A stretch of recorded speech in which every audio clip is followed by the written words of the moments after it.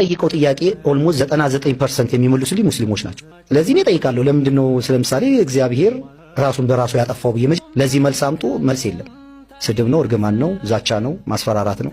ተድላ እዚህ ጋር ባነሳው ሐሳብ ሙሉ በሙሉ እስማማለሁ። እኔም እዚህ ሶሻል ሚዲያ ላይ ከመጣው ጀምሮ የተለያዩ ሃይማኖት ተኩር ጥያቄዎችን ስጠይቅ አፕሪሺየት ሲያደርጉና ቶሎ መልስ ሲሰጡ የነበረው ለመወያየት ኦፕን ሆኖ ያገኘዋቸው የእስልምና እምነት ተከታዮች ነው። እውነት ለመናገር ባይዘው አልጠበቅኩም፣ እንደዚህ አይነት ፊድባክ ማገኛለሁ ብዬ አልመጣሁም። እንደውም ከክርስቲያኑ ዘንድ ነበር ይህንን ፊድባክ እጠብቅ የነበረው። ኮዝ እኔ ያደግኩት ሙሉ ወንጌል ቤተክርስቲያን ውስጥ ነው። በሙሉ ወንጌል ቤተክርስቲያን ደግሞ የሐሳብ ነጻነትን በጣም አፕሪሺየት የሚያደርጉ በዙሪያ የነበሩ ሰዎች መጠየቅን የሚያበረታቱ ስጠይቃቸውም ቻሉት አቅም መልስን የሚሰጡ ለንግግር ክፍት የነበሩ ክርስቲያኖች በእነሱ ዘንድ ማደጌ ክርስቲያኖች ኦፕን እንደሆኑ እንዳስብ አድርጎኝ፣ ሌሎቹ ደግሞ እንደ አፋኝ ነበር መቆጥራቸው። ነገር ግን ሶሻል ሚዲያ ላይ ከመጣው ደግሞ ያገኘሁት ነገር የተገላቢጦች ነው። አብዛኛው የክርስትና ወንድሞችና እህቶች ጥያቄን የመመለስ ምንም አይነት ፍላጎት የላቸውም። ከዛ ይልቅ እንደምታውቁት አካውንቴ ላይ ሪፖርት አድርጎ ባን ማስደረግ፣ ማስፈራራት፣ ስድብ፣ ዛቻ በከፍተኛ ሁኔታ ይደርሰኝ ነበር። ባይ ዘ ዌይ የኔ ሐሳብ ጠያቂ ትውልድ እንዴት ነው የሚፈጠረው ነው። ዛሬ የነገሩን ሁሉ 100% ልክ ነው ብለን የምንቀበል ከሆነ በራሳችን ጭንቅላት የማንመዝን ይሄ እንዴት ሊሆን ይችላል ብለን የማንጠይቅ ከሆነ እንዴት ነው የተሻለ ትውልድ መፍጠር የምንችለው? መጽሐፍ ቅዱስን በሉት ቁርአንን በሉት የትኛውም ነገር ተጠይቆ መልስ መስጠት ማይችል ከሆነ ለሚያነሳው ሐሳብ በቂ ማብራሪያ ከሌለው እንዴት ነው ልክ ነው ብላችሁ ልትቀበሉትና ልትከተሉት መችሉት? ሁሉንም ነገር ዛሬ ስለ እግዚአብሔር ምናወራው፣ ስለ ኢየሱስ ምናወራው፣ ስለ አላህ ምናወራው፣ ስለ ነብዩ መሐመድ ምናወራው እያንዳንዷ ነገር በመጽሐፍ ተጽፎ የተሰጠን ነው። ከራሳችን መርምረን ያገኘናቸው ያወቅናቸው አይደለም። ሰው እነዚህ መጽሐፍቶች ተጠይቀው መልስ መስጠት ካልቻሉ፣ ራሳቸውን በበቂ ሁኔታ ማብራራት ካልቻሉ እንዴት ነው ልክ መሆናቸው የምንረዳው? ጠያቂ ትውልድ በተለይ በዚህ በ21ኛው ክፍለ ዘመን አትሊስት ለሚያምነው ነገር ሪዝነብል መሆን አለበት። እኔ ይህንን የመንኩት በዚህ ምክንያት ነው ብሎ በኮንፊደንስ ማውራት መቻል አለበት። በሚያሳዝን ሁኔታ ግን የመንጋ ተከታይ እየበዛ መጥቷል። የመንጋ ተከታይ ሆኖ እኔ ያልኩትን ብቻ ተቀበል አትጠይቅ ከማለቱ በላይ የሚጠይቁትን የማፈን ለዛም ይመስለኛል እዚህ ሶሻል ሚዲያ ላይ ስለ ሃይማኖት ጥያቄ የሚጠይቁ የሚተቹ የሚያነሱ ምናምን ብዙ ሰዎች የሌሉት ኮዝ ከሚደርስባቸው ዛቻ ማስፈራሪያ ምክንያት ወደኋላ እየቀሩ በጣም ያሳዝናሉ። ይሄ ልጅ ታውቁታላችሁ ጋይስ፣ አብዛኞቻችሁ መዝሙሩን ሰምታችሁታል። እንግዲህ አሁን ላይ እንደዚህ እያለ ነው፣ ከክርስትና ወጣሁ እያለ ነው። ሜይንስትሪም ክርስቲያኒቲ ላይ ያለውን የሥላሴ ትምህርት የመቀበል ሰው አይደለሁም ፈጽሞ። እንዲሁም መጽሐፍ ቅዱስ ያንን ነገር ያስተምራል ብዬ ማምንም ሰው አይደለሁም።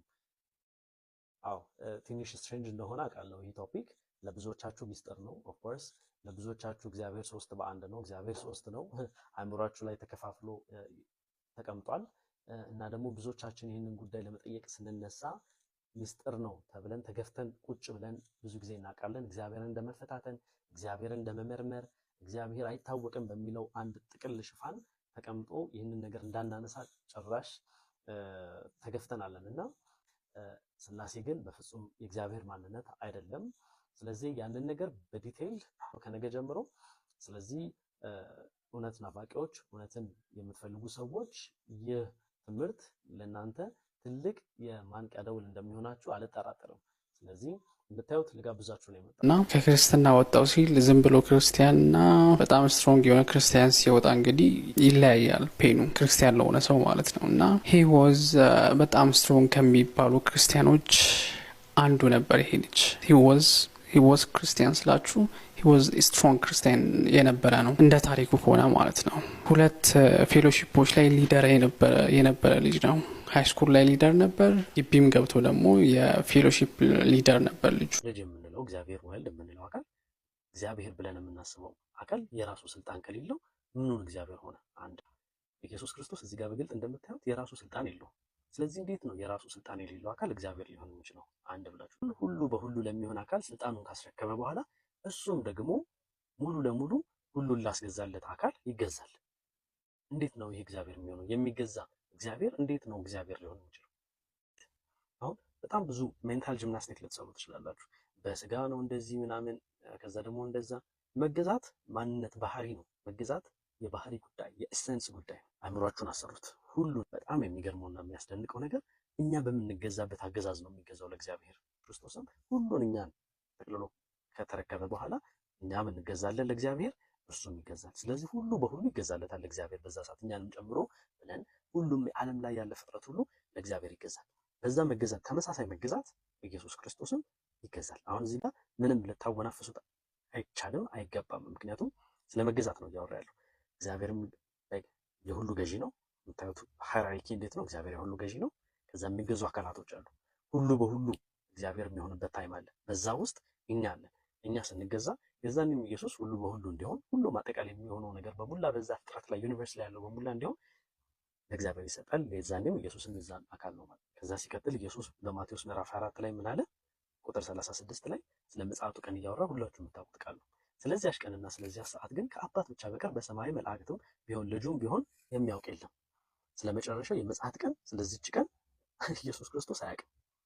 ስለዚህ ማወቅ፣ አለማወቅ፣ መግዛት፣ አለመግዛት ማንነት ነው፣ ኢሴንስ ነው። ስለዚህ በኢየሱስ ክርስቶስ ኢሴንስ ውስጥ አለማወቅ አለ። እግዚአብሔር ስልጣንን ሰጥቶታል ለመጀመሪያው አዳም፣ ለሁለተኛው አዳምም እግዚአብሔር ስልጣንን ሰጥቶታል። ለመጀመሪያው አዳምም ፈተና ነበረበት፣ ሁለተኛው አዳምም ተፈትኗል። በኋላም መንግስቱን ለእግዚአብሔር ለአባቱ አሳልፎ በሰጠ ጊዜ አለቅነትንም ሁሉ ስልጣንንም ሁሉ ኃይልንም በሻረ ጊዜ ፍጻሜ ይሆናል። መንግስቱን ለእግዚአብሔር ለአባቱ አሳልፎ በሰጠ ጊዜ አለቅነትንም ሁሉንም ስልጣንም ሁሉ ኃይልንም በሻረ ጊዜ ይላል።